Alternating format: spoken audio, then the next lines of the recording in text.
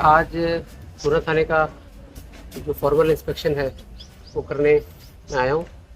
और एक छोटी पैदल गश्त भी अपने शहर के इलाके में करी है।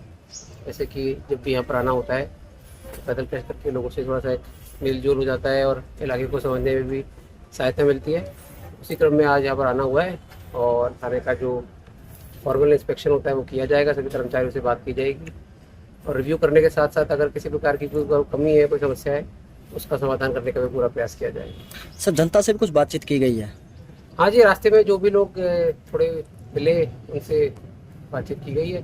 और वैसे ही वार्तालाप किया जाता है और अगर वापस जाते वक्त भी कुछ लोगों से मुलाकात होगी तो कीजिए। सर,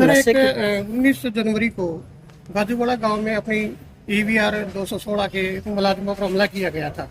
और उसमें डैमेज हो गई है एक आंख। उसमें प्रशासन की तरफ से और आपकी तरफ से क्या मदद की गई है मुलाजिम की? मतलब एक तो मेडिकल रीइंबर्समेंट अगर किसी भी कर्मचारी की ज़रूरत होती है, अगर मान लीजिए चोट वगैरह जाती है तो एज़ पर पॉलिसी किया जाता है और क्योंकि FIR दर्ज हुई है तो और भी जो लीगल एक्शन है आरोपी के खिलाफ वो पहले भी लिया गया है और अगर उसमें फिर भी अगर कुछ मतलब फाइनेंशियल हेल्प की आवश्यकता है तो वो की जाए। सर, चिट्टे जैसा नशा है भूना में काफ़ी ज़्यादा बढ़ गया है, इसकी रोकथाम के लिए कुछ अच्छे प्रयास किए जा रहे हैं? सरकारी बिल्डिंगों को टारगेट कर रहे हैं, पुरानी बिल्डिंगों को? नहीं, जैसे मैंने पहले भी बताया है कि भाई हमारी जो ERV और राइडर हैं 24 घंटे की गाड़ियाँ हैं वो चलती हैं, उसमें कर्मचारी दोनों शिफ्ट पे रहते हैं और पेट्रोलिंग के अलावा जो कॉल्स हैं उनको रिस्पॉन्ड करने के अलावा उनकी एक मेजर ड्यूटी जो सुनसान खंडर इलाके हो गए, बिल्डिंग हो गई, जगह हो गई, उनको लगातार चेक करना है, वो लगातार कर भी रहे हैं और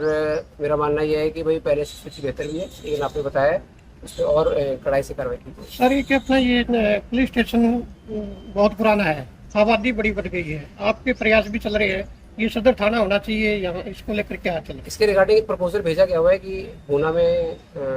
अगर 2 पुलिस स्टेशन जैसे सदर और सिटी हो जाए तो उसका प्रपोजल भेजा गया है, तो उस पर जैसे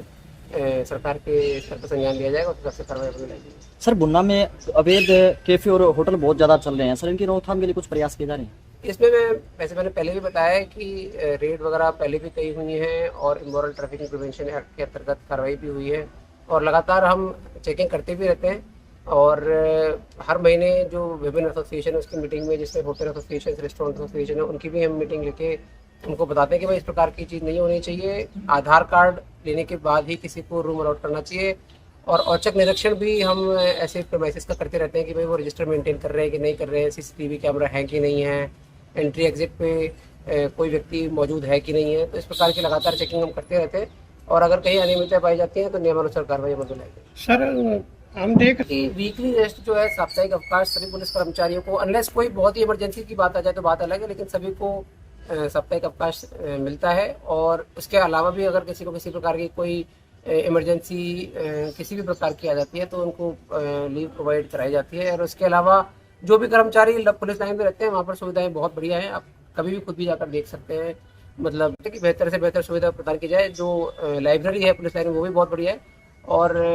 स्वास्थ्य संबंधी सुविधाएं भी provide, high quality doctors, high quality medical facilities provide कराई जाती हैं और प्रयास रहेगा इसको और अच्छा कराएं। सर, जो है गैस की काफ़ी नाजुक हो गई है, आरोप लगाए जाने के ब्लैकमेलिंग वगैरह के आरोप सुनने में मिल रहे हैं, तो उनको लेकर कोई चेकिंग वगैरह बढ़ाई गई है? सर, देखिए, फतेहाबाद जिले में जितने भी अपने